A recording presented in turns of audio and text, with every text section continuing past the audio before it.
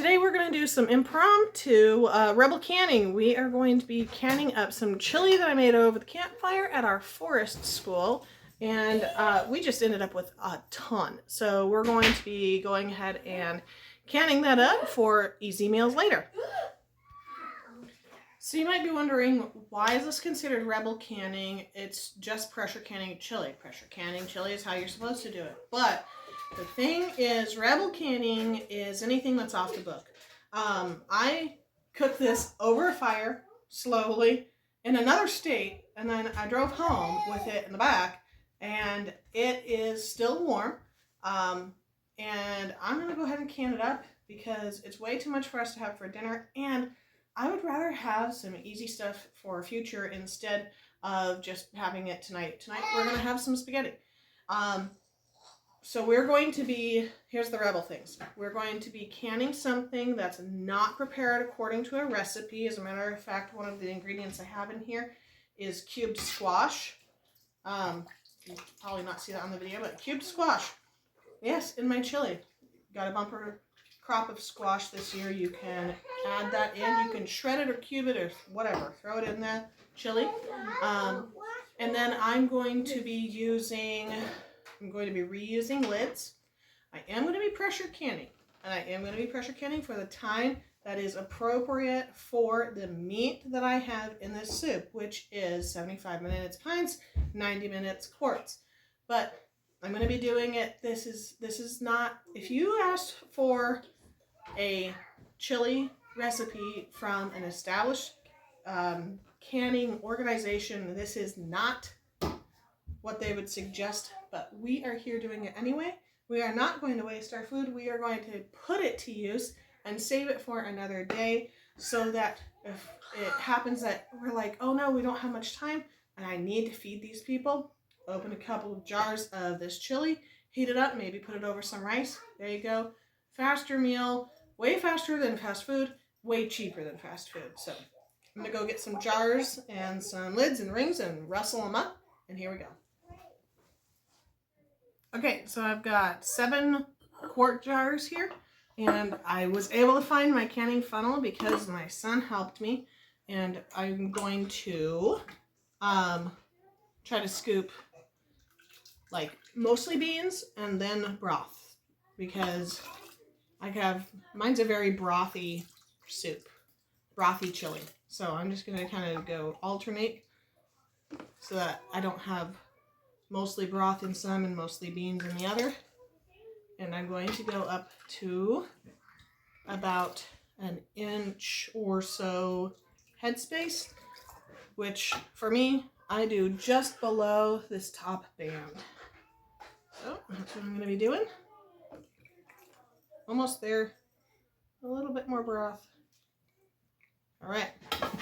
Now I'm going to go ahead and fill up all of these 7 quarts and see if I have more than that or if I need to employ a second canner.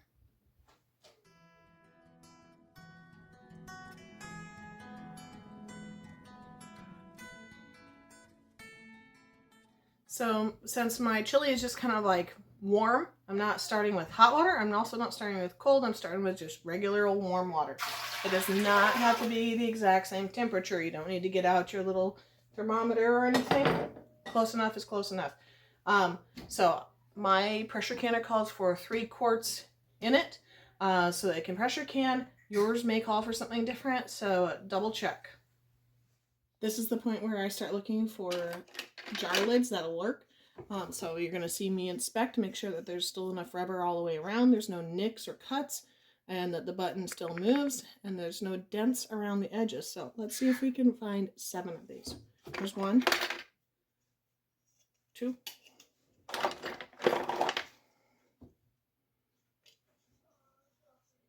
3,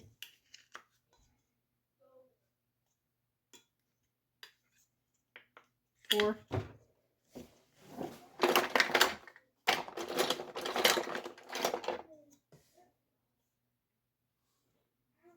'Not that one. Not that one.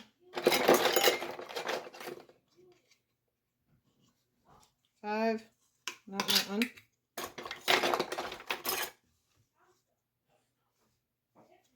6.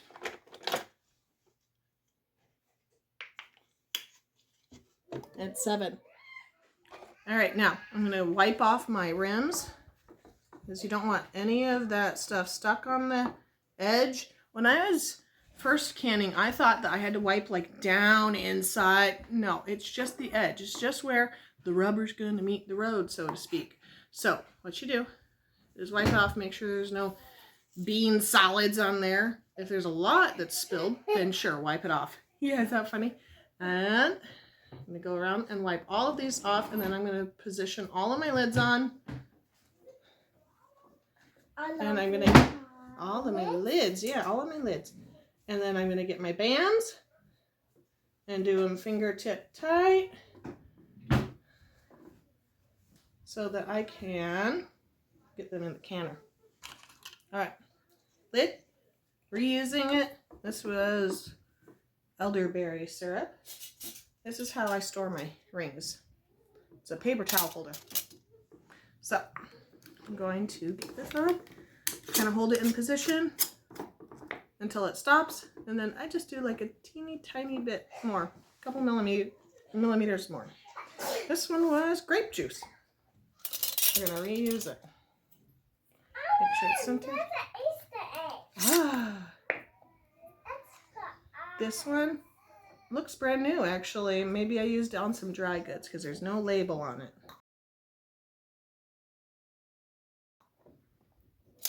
I just got randomly thrown in there. This one was pineapple.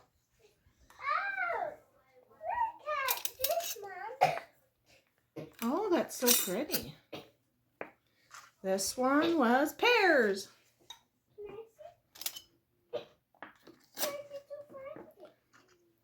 This one was tomatoes.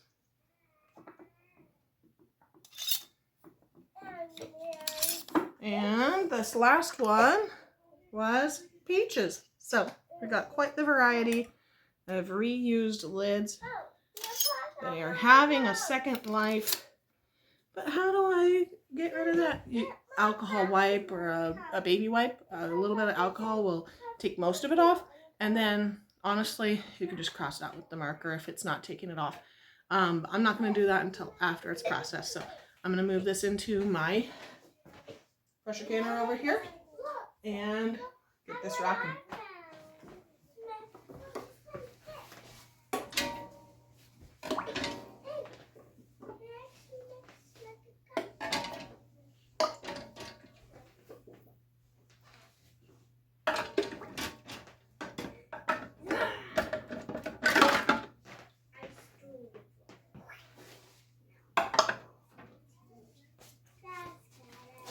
Now, it is at this time that I want to tell you that if you have a little bit more and you really do want to pressure can it, I'm just saving mine. I think my husband will probably eat it later. You can put another rack on top of this and put like half pints, those shorter half pints on top, and just process it for the full length. For me, it's going to be 90 minutes. It's not going to hurt the smaller things of chili. But you can definitely double stack in here and go ahead and use up that room. It's fine. One thing I personally do not do is I do not lie mine sideways on the top, simply because I tend to have too much siphoning. If you are a person that doesn't have siphoning problems with that, go ahead and give it a shot. Nobody's going to tattle on you. But when you think about it, the pressure does force things. Well, that's actually the cooling. The cooling forces it out of the jar. So it's a risk you got to take if you do it sideways. Some people do. I just go ahead and stack another layer of jars on here if I want to. This time I only have a little bit, so I'm just going to put it in the fridge and let my husband have it later because he likes chili. All right, now, if it's been a hot minute since you did any pressure canning, please check your seals. Make sure that they're nice and pliable, that they're not cracked, that they're the right size, and all that jazz. And also look through this little hole in here and make sure that you can see daylight or bright light or whatever. Make sure that you can see through it so that air and steam can escape and it's not accidentally clogged with the remnants of your last canning adventure. All right, mine is good. I'm going to go ahead and get it on here. Ta-da! And it is not time for the wait yet.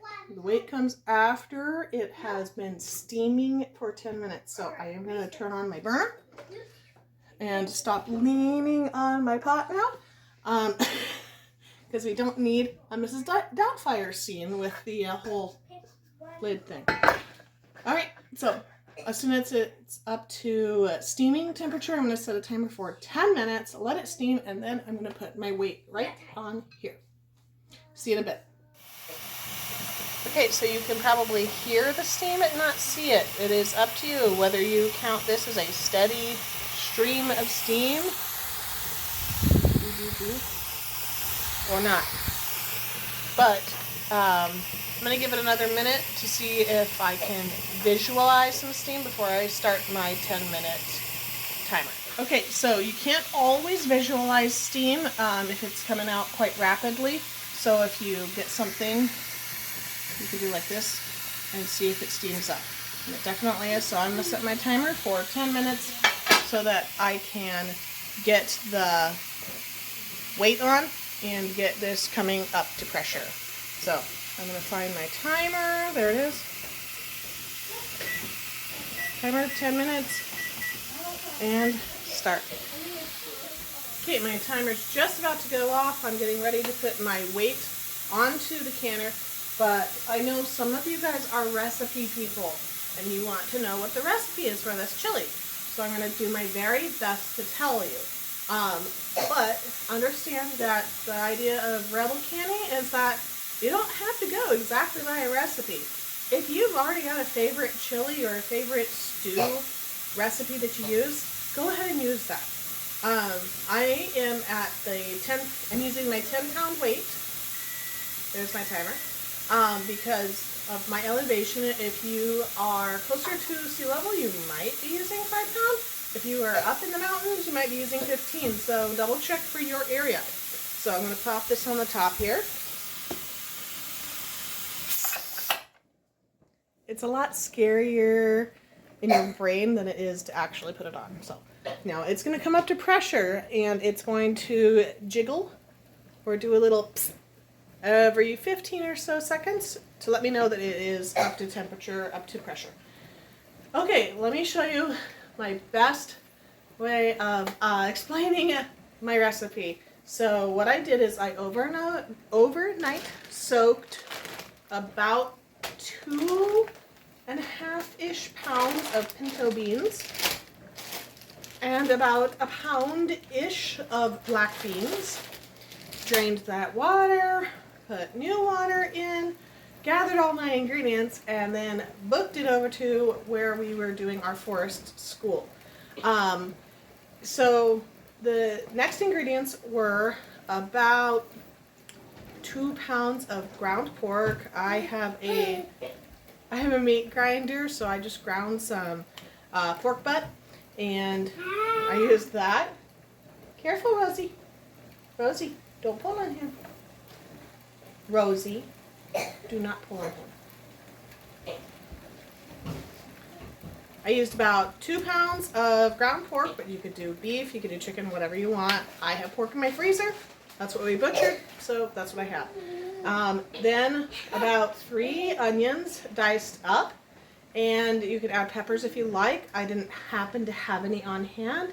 I added a handful of cloves of garlic, about 1 of these of crushed tomatoes and 1 of these of diced tomatoes. These are the bigger ones, not the smaller ones.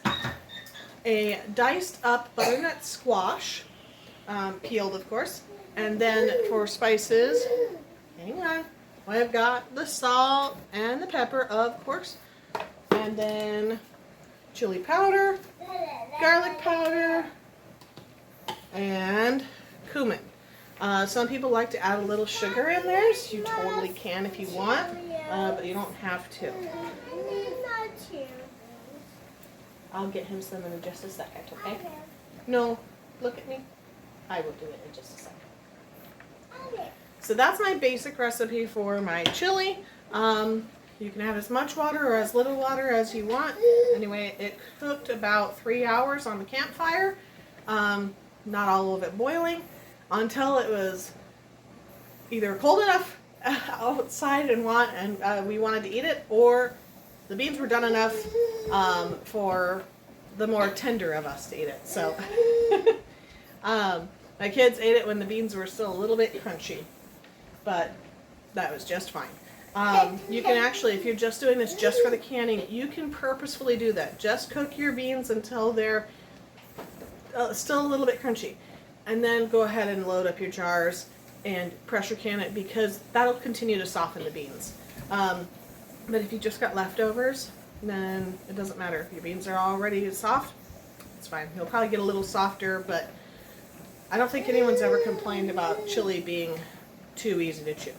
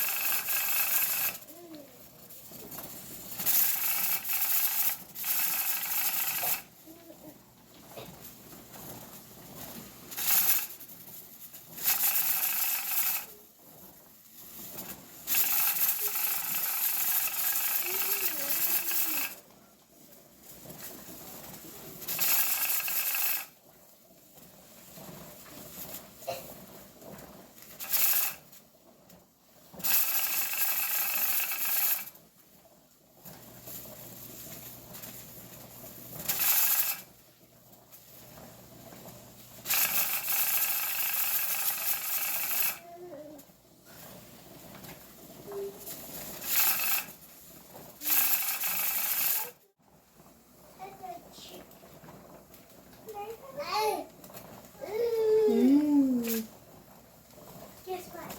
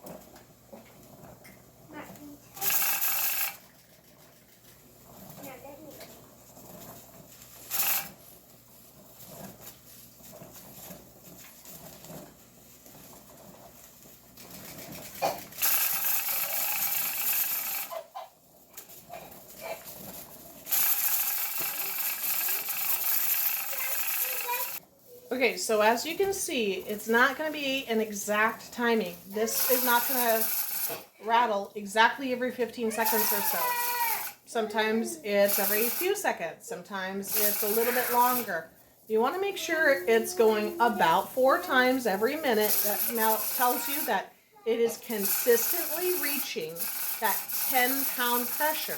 That's what the release means. It means, oh, I got up to 10 pounds. I got to let a little bit out to get back to 10 pounds. As soon as it's back at 10 pounds, closes it back up. That's what the weight is there for. That gets you to 10 pounds pressure. Now, if it is continuously doing this and not stopping, turn your heat down. If it hasn't done this in a minute, turn your heat up. So you are going to have to babysit it a little bit until you know how your canner works.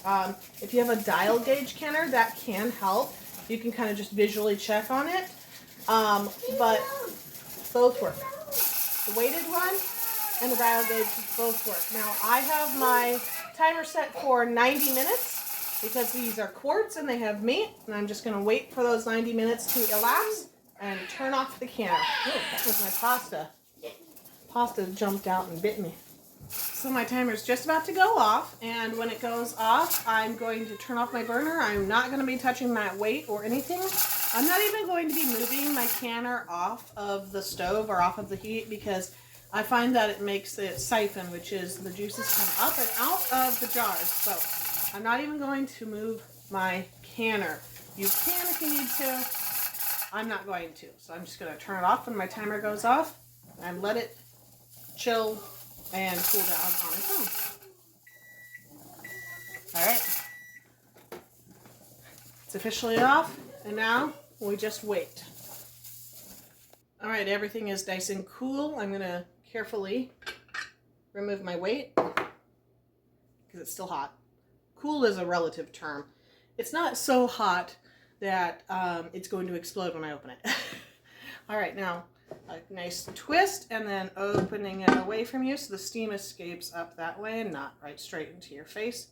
And what I like to do is just leave this ajar for a little bit because it needs to cool down kind of slowly. This is letting a lot of cool air in there, and which is what is going to create that seal.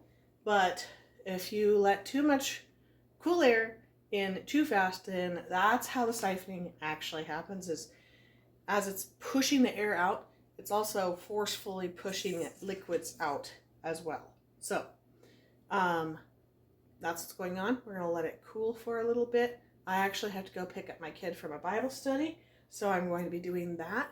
And then by the time I am back, this will be cool enough that I can take it off and take all of the jars out and let them cool on the counter overnight.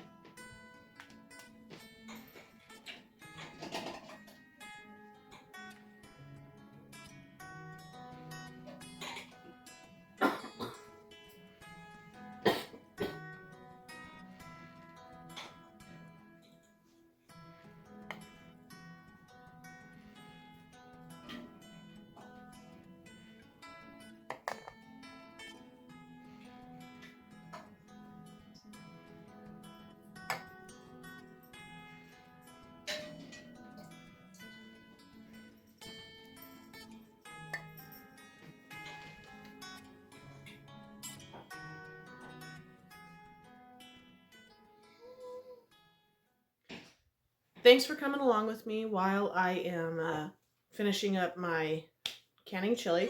Everything looks like it went very well. There was just a little bit of siphoning. There's a little bit of the broth and the fat in the canner. Not a big deal. As long as everything seals, then we're good. So I'm going to cut the video here.